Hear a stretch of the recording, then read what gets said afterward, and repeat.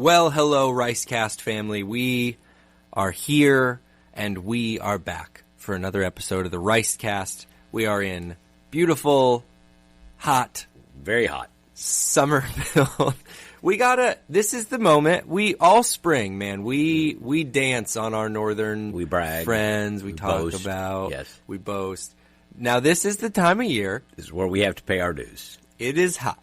It is a kind of hot that I don't think much of the country really understands. I was just in California a few days ago, and no, it's not hot like this at all. In fact, it's not even hot. You come home, right. It's hot. Of course, it is this way all through the South, very sure. humid, and some places in the South hotter than we are. Some people, for the weather buffs out there, Jake Coonfair among them. Jake Coonfair shouts out. I believe this is true. Okay. I think I'm saying an actual fact. Okay. It has never been 100 degrees in our county. Really? I believe that's a fact. It's never been 100 degrees. And that is because we're surrounded by water. Okay. So it's 97 every day, but apparently there is a ceiling at which it does not go over. Right. Whereas, you can go to South Carolina or Georgia, and, you will have days of 100 degrees, and it'll feel worse than that. In Vegas, of course, I didn't know how here we are in a weather report. Yeah, this was Vegas. You get it's like 117 regularly in June. Oh yeah, wow. Here though, it's never been 100 degrees. But it's like if you're not from here, you're not spent time here. It feels in the like summer. 200. It feels like 200 degrees outside. And you will walk out. You'll go to check the mail, and you'll come back inside and be like, "Did I run? Did I work out?" Many people do not know this. Again, this was true. I think it's still true unless it's changed. Every state has two statues in the Capitol. People that have been significant to that state. You go to the United States Capitol. Here's two from Kansas. Here's two from Hawaii. Here's two from Gotcha. There's two from Florida. Yeah. One of them is the man who invented air conditioning. That is true.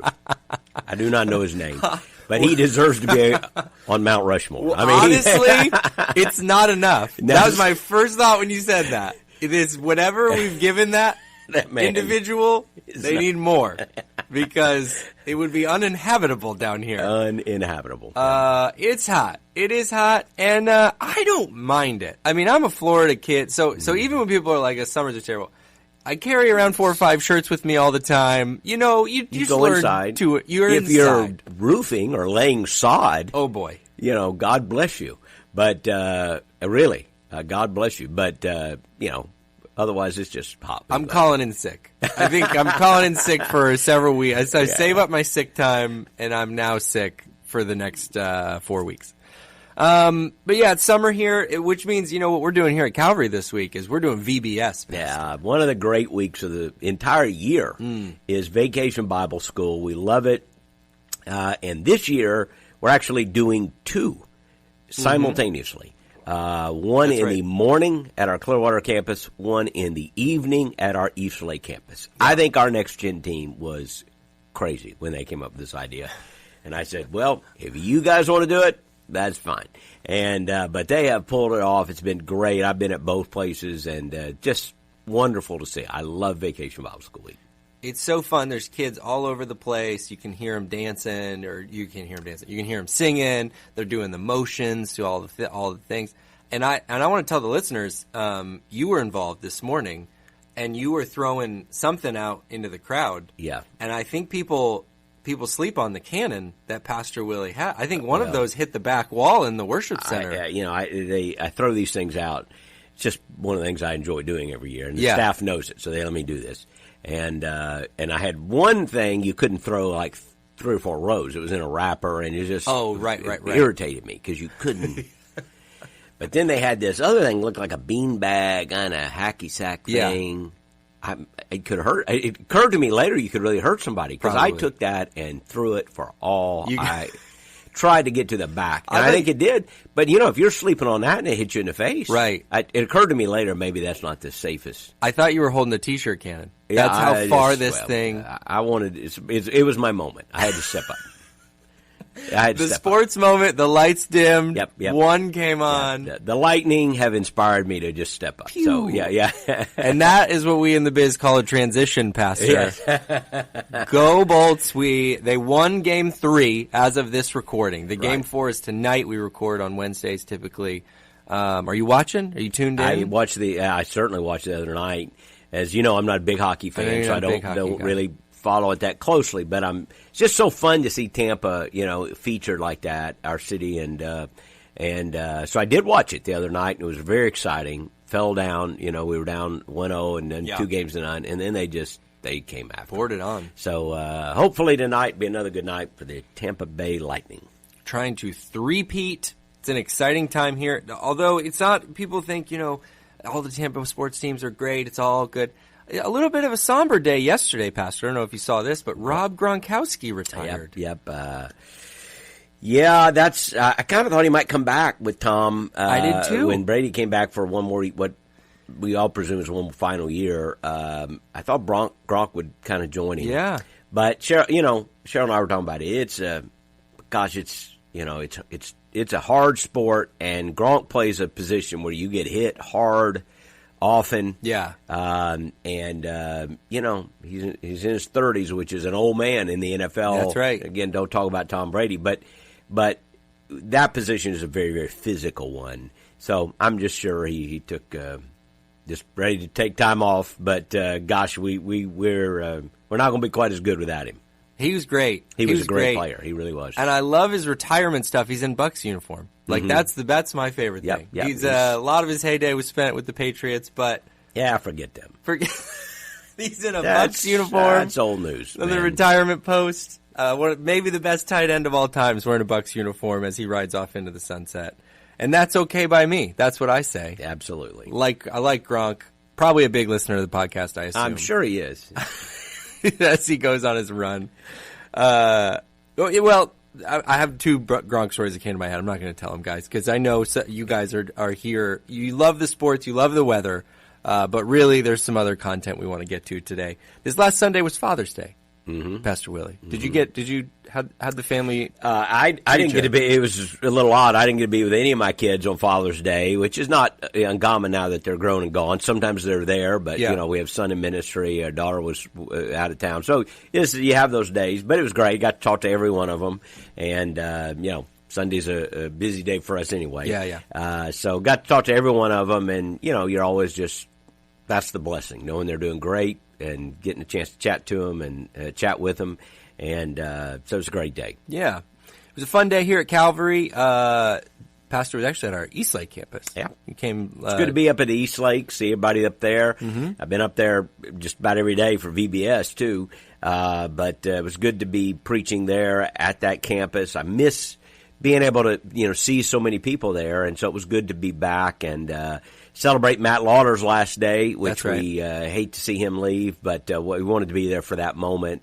And look forward to being at the Seminole campus very soon. We're working on a date here before the summer's over that I can be out there, and we can do our broadcast from there. So it was a fun day. You can, as usual, we will put the sermon in the show notes, so you can go back and watch it if you missed it. But you mentioned something I kind of wanted to dive in on. Sometimes here in our Calvary vocab, we say double click. We double click on it. Go a little deeper. Stephanie Shermetta loves that. Big fan of the double click. Big fan of the She loves to alliterate, and she loves to double click. She really does. So I wanted to just dive in a little bit more here. You were talking about the sermon involved Saul and kind of the I guess maybe you'd say like the beginning of his major decline, and then it also involved David, and you touched some on the tension there, or at least I took out, there is a tension between the generation or the leader that's in place now and the leader that is to come. Because that's everybody. Every leader will not lead forever. So that tension exists in every leadership spot. But I know that this is something, getting to serve on the team here, I know this is something important to you. You have built in our church here has built in from the beginning the X150 vision. We really prioritize champions, which maybe just kind of talk people through maybe even some of that thought. Why was champions, next generation leaders. So has that always been so important to you? Well, transitions are a part of life, and you always hear about generation gaps, and then in the last few years we've heard about all these the generation designations, like there were the boomers, and then there were the millennials, and then Gen Xers, and whatever. I don't even know now. I've run out of alphabet. So there's always this generational study, but this has always been true. Transitions have always been challenging, and all you got to do is look in the Bible or even extra biblical history, and you study the transition of monarchies. You could look in businesses. I read somewhere that most family businesses don't survive past the third generation, very seldom.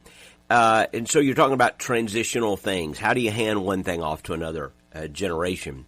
And it's very difficult, very challenging. And every parent cares about that. Yeah. And every Christian ought to care about it, because it's part of the Great Commission is to reach people and to teach them everything that the Lord has taught us. So inherent in this Great Commission, I think, is reaching the next generation. Yeah. If you're going to be a Great Commission church, you're going to have a priority on next gen ministry. I mean, that's the way it is. Because if you ask people how many of them came to Christ before 18 and after 18, we all know there's the huge difference. So you aren't going to be a Great Commission church if you don't have an intentional, deliberate focus on reaching the next generation. That's just a fact. And you can go around the country and see churches that literally are dying, sometimes a slow death.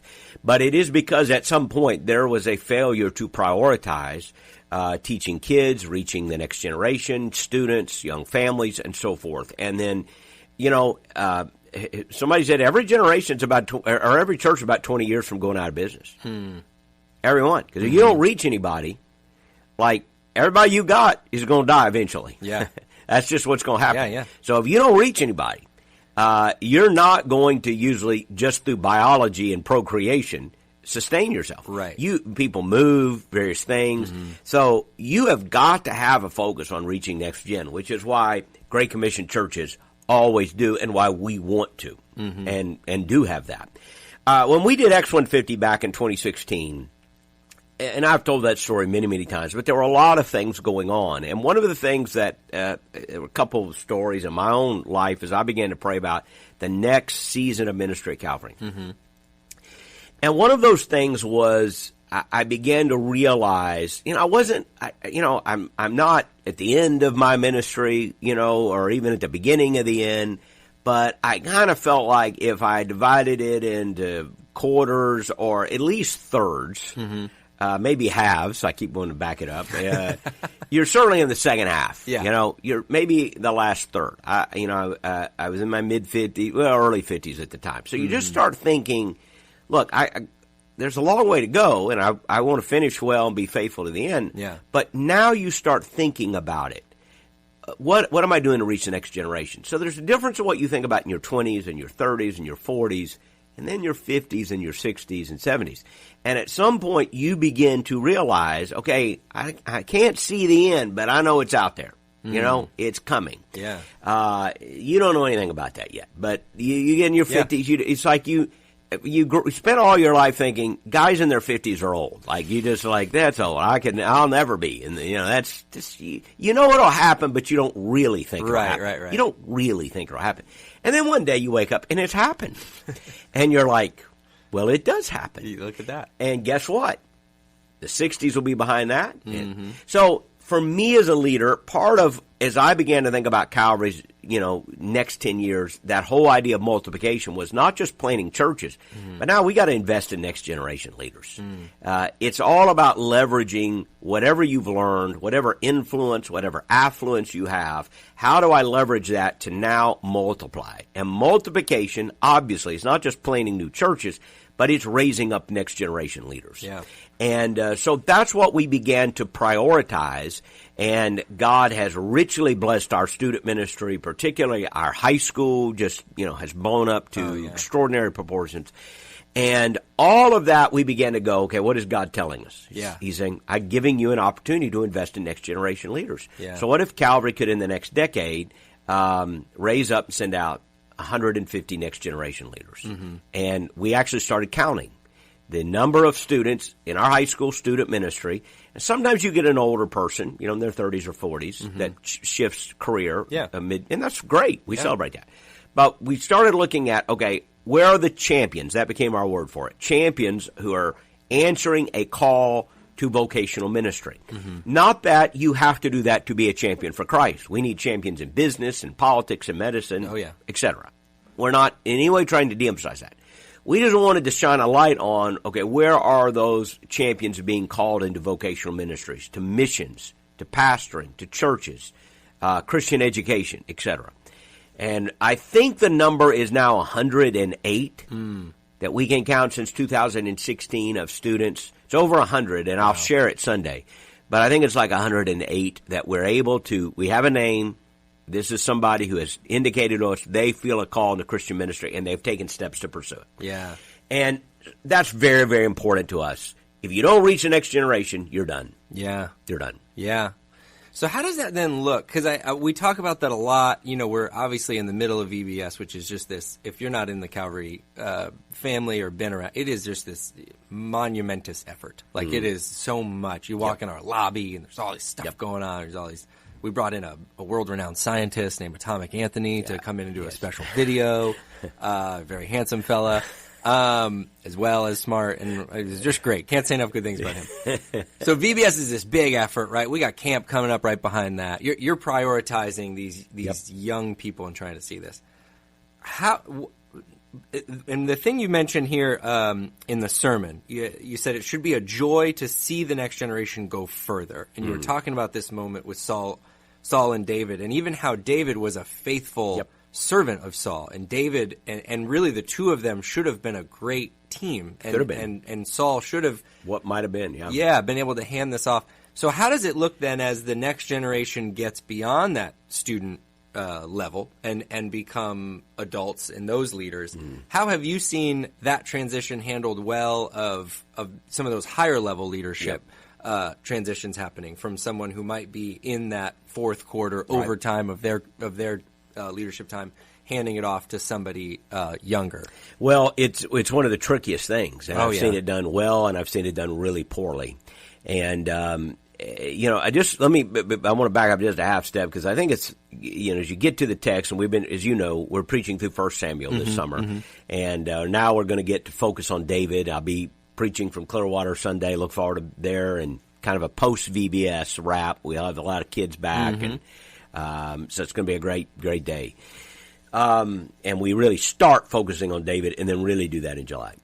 But I've always thought this book of 1 Samuel was fascinating on transitions. And because you have these three personalities, you have Samuel, you have Saul, you have David, and it's the transition from one to another, and they kind of overlap. But the book gradually changes its focus from one to the other to the other. And when you get to that passage in 1 Samuel 16, which we talked about Sunday, and I'll preach on again this coming Sunday, only now the focus will be the anointing of David, the choice of David. Here's the fascinating thing. You're going to get older. Hang around long enough, you're going to get older, right? That's just going to happen. And so you're not, David's the young leader. You're not young forever, okay? Nobody's... we all want to identify with 16-year-old David slaying Goliath. Yeah, but you're not 16 anymore, most of us. Okay, so, if you don't die, you're going to become 30 and 40, 50. So they're the two older leaders. There's Samuel and there's Saul. Now, Samuel's actually older, so this isn't necessarily connected to age. But Saul becomes yesterday's man, in R.T. Kendall's words, yesterday's man. He loses his anointing. He does not finish well. Samuel, though older, actually does finish faithful to the Lord. What's the difference? The difference, there are several, but the difference, especially you see it in 1 Samuel 16, is that Samuel, he kept listening to God. So even though he was old, he kept listening to God. And when God told him to go anoint David instead of Saul, he was willing to change. He was willing to shift as God directed him. So I think one of the keys is in that as you grow old is continuing to hear the voice of God and being willing to respond to what God says, even if God gives you a new direction. So oftentimes you see older generations become so set in their ways that they are no longer listening to the will of God, and they're just trying to do something they did 20 years ago instead of saying, okay, God, what is it you want me to do today? We're running on yesterday's anointing without seeking today's anointing. So God said to Samuel, "Go anoint David," and he was a little fearful, but God said, "Trust me," and so he did it. He obeyed the voice of God. But the other key thing I think about, but the difference between Samuel and Saul, is how they respond to the next generation. When God told Samuel to anoint the next generation leaders, he did it eagerly and joyfully. Again, I say eagerly and joyfully. He was a little fearful because he was afraid of Saul, but he did it. He went and he anointed David, who was at this point a teenager. Anointing means he confirmed the choice of God, this physical act that confirms a spiritual reality. Saul, and we know how the story plays out, David, he doesn't, Saul's role was not to anoint David, and obviously he would not have, but the point is, as David rises in prominence and influence, and it is clear that everyone can see that there is some special gifting on this young man, Saul reacts against it. Saul rebels against it. Saul is more interested in preserving today than seizing tomorrow. And so here's the interesting thing. When you're more interested in preserving what you have today, you become yesterday's news very, very quickly. Because today will soon be gone. The guy who's focused on what God is doing tomorrow is the guy who's effective today. Samuel was willing to believe for what God would do tomorrow, which made him God's man in the moment. So I want to be, if I'm 80, I still want to be God's man in the moment. What's the key? What is God doing tomorrow? You're asking, what is God doing tomorrow? If you're 80, how can I bless my grandchildren? How can I bless the next generation? How can I, as long as I have strength to give, invest in the next generation? If I don't have physical strength, then how can I use my resources? Because maybe by that time in life I have accumulated more resources. How can I invest in the next generation? That is the person who stays, effective and meaningful today. The guy who just wants to preserve what I have today is quickly yesterday's news. That is a key difference. So to get to your specific question about how transitions are done well or done poorly, I think that's the key. Is the leader of today, Saul was the king in the moment, is the leader of today simply comfortable with what he has and more motivated to preserve what he has, or is he focused on tomorrow? Is it about his kingdom or God's kingdom? I saw at some point became focused on his kingdom. Preserving what he had. And that's why David was a threat to him. Had he been focused on God's kingdom, David would have never been a threat to him. David would have been an asset to him. He would have said, look, everything this guy touches turns to gold. He slays giants. He writes songs. He's got an Emmy and a Heisman in the same year. And instead of feeling threatened by that, what if, you just play the what if game, Saul had said, that's my right-hand guy. That's the guy who I'm going to invest in. Man, I'm going to invest in him. Instead, Saul was worried about, what is that going to do to my son? What's that going to do to my legacy? And it destroyed him. So what's the lesson to us as leaders? What's the lesson to parents? What's the lesson to churches? Invest in what God is wanting to do tomorrow. Where is God working? How is God moving? And where are the next generation champions? Look, God has blessed us at Calvary, and we have so much we can be grateful for. But if you want to be effective and continue to be effective, we have to raise up and deploy next generation leaders. And by the way, they may not wear your armor the same way you wore it. Meaning they may not fight the battle exactly the same way you fought it. That's what Saul, remember Saul, David wear this, and it didn't even fit. Don't worry about that. They're fighting the right enemy, right? They're on the right cause. They're standing for God. And so the music's a little different. So they look a little different. I just had a friend who transitioned. He'd been a pastor of a great church for many years, and they just transitioned to the next generation leader. He's retiring. This one was done very well. And one of the things he told his church, it's a guy named Danny Woods who I'm talking about. He's a friend of mine. He just transitioned from the great Shades Mountain Baptist Church of Birmingham. Mm-hmm. And George Wright's the new pastor there. Super guy. I know them both. Danny told me something I thought, and I told him this. I'll never forget this. Danny, at the end, he got, toward the last few weeks, he got up and told his congregation. He said, I told them about NBDs. Mm. I said, well, what's an NBD? Mm-hmm. Then he said, it stands for no big deal. Yeah. And he said, so I told them, there's going to be a lot of NBDs. Mm-hmm. And so he's talking to this big church. And he's going, some of you are worried about, well, what's he going to wear when he preaches on Sunday morning? Danny said, NBD, no big deal. Like, is he in jeans or suit? NBD, it's no big deal. Is he going to use a pulpit or a table? He said, NBD, no big deal. Is he going to, he went through a bunch of things. Yeah. What's he going to do that's different? He said, those are NBDs. They're no big deal. The big deals, the gospel. Yeah. The mission.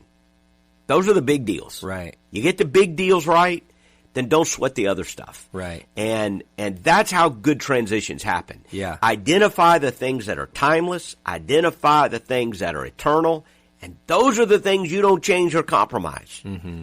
But there's a bunch of other stuff that just, hey, Saul wore armor, David didn't need that armor. Right. Doesn't matter. Right. Let's kill the giants. Yeah. Right? Let's kill the giants.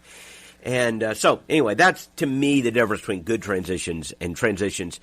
Transitions that fail are transitions where the current leader is more interested in preserving today than he is seizing tomorrow. Yeah, I think that's so good, and I loved how you touched on it in the sermon. Thank you for going in more here. I'm wondering if there are some paradigm shifts that have to happen.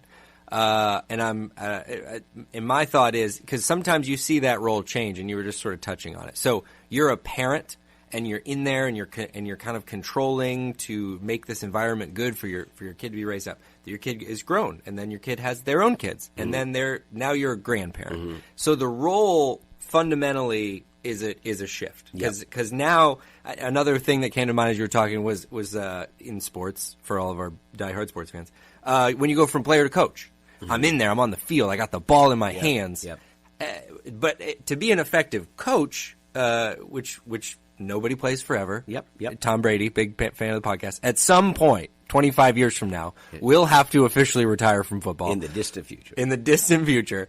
So are there paradigm shifts if you find yourself in that situation where maybe you're not as in the arena, maybe you're taking on another role, you're looking to what God's doing in the future, and that's maybe moving you into a different role. Is there a paradigm shift that goes into that? It is, and some people can't make it. They just are consumed about what they can do. Again, in sports, you would go from an apprentice of some sort, maybe just a guy trying to make the team, to you're the player, to you're the player coach, maybe in some cases, a veteran player who actually is helping others, right, to where you are the coach. Right. Someone said there are stages in a man's life. I had a leader speak into my life a few years ago. He said there's a warrior stage when you're fighting your battles, trying to make a name for yourself, make a living, and then there's the king stage where you've accomplished a lot of things and you have. I don't like to use kingdom language, but you have a kind of kingdom. You're authority over something. You have and then he says you'll move into the sage, the teacher stage, where it's not so much about preserving your kingdom, but about teaching now. And you have to know the stage you're in. Are you in the warrior, the king, or the sage? And good leaders understand that the final stage is where you can have the greatest impact, more than the king stage. You can have the greatest impact because by investing in other leaders, you're multiplying your influence. It outlasts you. It outlives you. If all you focus on is what you can do, it will eventually die. It will eventually die. So all the great titans of industry, whether it's the Steve Jobs or the Bill Gates, or Steve Jobs, of course, are already deceased, or Elon Musk, or whoever, eventually they'll die. So how do they live on? And those guys maybe have these companies that live on, yes. But unless you build something that outlasts you, it will die with you. And those guys have all built these major companies. But how does it apply to normal people like us? Sure. At some point, you shift your focus and say, not just how am I making my life more comfortable, how am I accumulating more things, how am I winning more battles? it is a shift to how am I making sure I am leveraging my influence and my affluence and my time to reach the next generation. So I want to be that 75-year-old, who is saying, how is the church I am a part of? I'm retired on the back row. Nobody knows. I still want to be that guy going, how do I make sure the church I am a part of is reaching next generation? And how do I use, maybe at that point, I've accumulated resources. Well, I don't want to just use those resources to make my life comfortable. And that's what happens in that last stage of many people's lives. They've accumulated resources. Now it's all about just being comfortable. That's a terrible waste. You have all eternity to be comfortable. Now, do things fine. Take a trip. I love to travel. Do things. Sure. I'm not saying don't do that. Sure. But don't just use your resources for that. You have discretionary income. Use it. You have discretionary time now. I was with one of our leaders yesterday. He's still, I think, a relatively young man, probably early 60s or something. But he's built his business, and now he's turned it over to the next generation. And he's volunteering at VBS. A lot of people would know who I'm talking about if I call. And I looked up and saw him at VBS. I said, man, it's incredible. And he said, I'd rather be here than at the office today. Now, he runs a major company. Yeah. Like it's a big deal. Yeah. Like a big deal. Guess what? He's handing out T-shirts at VBS. You know why? He wants to be a part of investing in something that outlasts him and outlives him. And he's saying, this is the, now, and my point in bringing up his story is, here's a guy, you have now years left. If God is good, well, God is always good, but if God blesses him with good health, sure, he may have, 2 decades of strong health and discretionary income. And I'm just so encouraged when I see people like that saying, yeah, I could just be taking another trip. I could just be sitting at home doing whatever. And they're going, no, I want to be investing in my church to reach the next generation. That, to me, is what's going to keep you effective today and not put you on the shelf. Yeah. That's what's going to help you stay Samuel and not become Saul. Right. You're focused on the next generation. So what's the wisdom? That was your question. Like, how do you do that? To me, it is shift the focus. The paradigm is shift the focus. It's not about making my life comfortable now. It's how do I invest in the next generation? And you can do that. You say, well, I don't teach kids. I don't even, they make me nervous. But you can give. You can pray. And there are ways you can serve. You can be a voice saying, I want to make sure I'm helping invest in a rising generation. Grandkids should be more than relics we collect and just show pictures of because we think they're pretty. If you're a grandparent, I'm a grandparent now. Yeah. You should be asking, how do I leverage this season of my life to pour into my grandchildren? Yeah. It's a different role than parent. Yeah. I don't have to worry about everything. Right. Like, I don't care how much they eat ice cream. I don't care. Not my big deal. So I don't have to worry about that. Now, my kids should. Yeah. They should make sure they eat well and go to bed on time, and you don't get ice cream every day. Yeah. I don't sweat that stuff. But here's the good thing. I can leverage that to now say, okay, how am I speaking intentionally into my grandchildren's life? Yeah.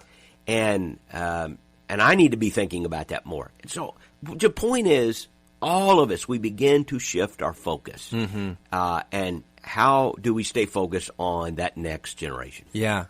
But I love you talked about, too, in the beginning, even when you were going through the stages, the warrior king stage idea of an awareness of where you are. An awareness of where you are. Because I do think some people miss that, and they miss that. 100%. No, you're not in that role anymore. And the other role might be, it can certainly be really influential and important. And like you say, because when you're the parent, you're around that kid all the time. Like you're just that kid's hearing your voice all the time. Yep. You raise kids. Survival mode. You're in survival mode. It's a different. We are in that. I have to feed them. I have to clothe them. I have to survive. Yeah, we're in that stage now where we laugh at the you get the kid back from their grandparents or church or something. And the kid's so good, and you're like, wow, this is not my experience because we're around each other all the time. Right. So we're around each other constantly. And then when you move into like a grandparent stage or like maybe you're an aunt, uncle, like maybe you're influencing in that way.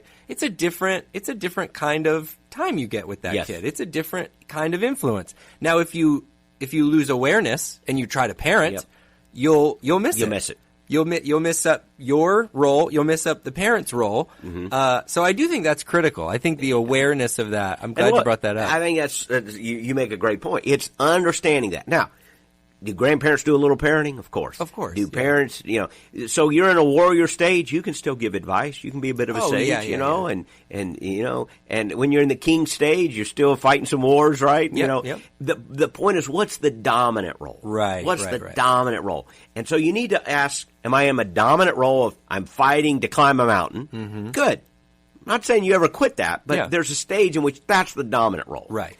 Then there's a stage when I'm the king. I've got to oversee this kingdom. I've got to administrate that. And you got to understand that's my dominant role. I can go be a warrior. Like when David was king, he wanted to go fight a battle one time, and the guy said, hey, we need you in this role. Yeah. I got a lot of warriors. I got one king. And it doesn't mean you're afraid to fight. It means you need to understand the role you're in, though, to have maximum influence. And it's that last stage, understanding that now my maximum influence is not just ruling a kingdom, whether it's my house or business or whatever kingdom God has given you. It is how am I a sage? How am I a teacher? How am I leaning into teaching, training, shifting, and focusing on helping the next generation? And I got to tell you, I think I'm at a point where nothing excites me more than maybe talking. Well, I'll just say few things excite me more. Okay. Than being able to talk to other pastor leaders and share with them. And being at an age where it just happens organically, where a lot of them now call me. Yeah. I was the guy calling Pastor Anderson for years. How do I do this? How do this? And then you would just wake up and you're at a stage where a lot of them are now calling you, or Cheryl's in that stage, pastors' wives, just naturally. Yeah. It's not because we're smart or anything. It's just we got a few more years. We've been down a few things, and I'm able to say, hey, look, I've seen what you're going through, and to be able to speak into that brings me great joy. And to me, you're able to multiply your influence when you're able to do that. So I just want everyone to be able to have the awareness of the stage you're in. Yeah. And how do we bless the next generation? And the value that can bring, too, I'm glad even just as you were saying that, because I do think when you say sage, there might be some that think, well, I don't know. I'm not going to write a marriage book. But I can tell you, being married, we just celebrated 10 or 11 years, something like that. Yep. More than 10. Sorry, Rach. I don't know exactly off the top of my head. We'll work on the math with him. Yeah. But you come to a point where you do just somebody being married for 30 years. Right. I don't care if you don't want to write a book. I don't care you don't have to be James Dobson. You just have made it, and I want to know what. How did you get? My favorite to line that? on Charlie Pride, the country singer, was asked, "How do you stay married for so long?" Yeah. He said, "Well, neither one of us died." And I love that line. To me, it's so right. But when you live, this is why most families will have like a grandfather or an uncle or a parent, a grandmother, and they'll say, "Oh, Grandpa has all these funny things." Yeah. Like he just has all these wits and wisdoms and proverbs. Well, here's the deal. Here's what I've learned is now I get old. You just collect them through the years. It's not that you're particularly all that insightful. It's just that you've had time and you collect them and you've heard wise people say things that you locked away, and then they just come out to your grandkids. And so they come out in these proverbs. They come out in these principles. You can share these. Your kids need to know how you stayed married. Yeah. Your kids need to know what you did financially that worked and what you maybe did that didn't work. They just learn. Just share your accumulated wisdom. This is why I think God has created us to have multi-generational impact. And because I think grandkids need their grandparents. Yeah. And even great-grandparents. And I think it's a beautiful thing to see that, to learn from that. I don't think, at all of my kids' weddings, how they do, I've 3 kids are all married now. And every wedding was a wonderful celebration. And here's what was really funny. I think this happened in like every time. You know how they have this thing at a wedding reception where people dance? And I know it's hard to imagine we had dancing, but they had a reception and no one's ever saw me dance much. But they're dancing, and then but there's always one for the couples. If you've been married 10 years, under you sit down. Yeah. Then they go, if you've been married 20 years or more, you stay on the dance floor. Starts with a joke. You've been married for 10 seconds, right. and then the newlyweds have to go sit down. The newlyweds sit down. And then before long, it's okay, anybody 40 years old. Yeah. Anybody 50 years, okay. I think in every case, the last couples dancing in all of my kids' wedding were Cheryl's parents and my parents. Wow. And they still were there. Yeah. And they're still dancing. Like 50 years, it's like they were among the last, or they weren't the last. Mm-hmm. And I know at least once they were the final two. Yeah. And I just think, okay, there's a lesson there. That's special. That just gets communicated. So I just think this is such an important thing, and with VBS and the summer and Father's Day and First Samuel, all of it's a great opportunity to say, how are you investing in the next generation? I don't care if you're in your 80s or you're 28. It's you play a role, and there's nothing more important than reaching that next generation and seeing them come to Christ. If all you do is pray for them every day, and you're going to get to heaven and find out, to call them by name. I call all my grandkids by name almost every day, and pray that God will save them. You just, be that influence in their life. And if you don't have kids and grandkids, we have couples in this church. I could go, I'm thinking of a couple right now. I could take you out there and introduce you to them. They don't have kids. I don't even know all the story. Just know they don't have any kids of their own. Yeah. But I don't know anybody that gives more time to the children of our church, and they're here at VBS week, and they're here every year. Yeah. And they're just giving and giving and giving and giving. You know what? They pour their life into the next generation. Yeah. They have been parents and grandparents to many, many, many people. Yeah. Love those people. Yeah, it's so good. Thanks for sharing on that a little bit. And, there are tons of ways. Like we said, VBS happening right now, camps happening right after that. But summer will come and go here in a couple of weeks, and we'll in the fall, there's all kinds of opportunities to serve in those next-gen areas. You can get all that information on calvary.us if you are interested in something like that. Also want to say as we wrap up the podcast today that we're gonna be on a little bit of a summer break, Pastor, from podcasting. Want to let the good people, the good listeners know in advance, and hope that it will stop some of the protesting outside your house. And some of the aggressive texts that I get yes. About a lack of a podcast. People have been at your neighbor, kind of like the Supreme Court justice. You've had people in your neighborhood. Yeah, right. Me and the Supreme Court justices, there's so many similarities between our lives.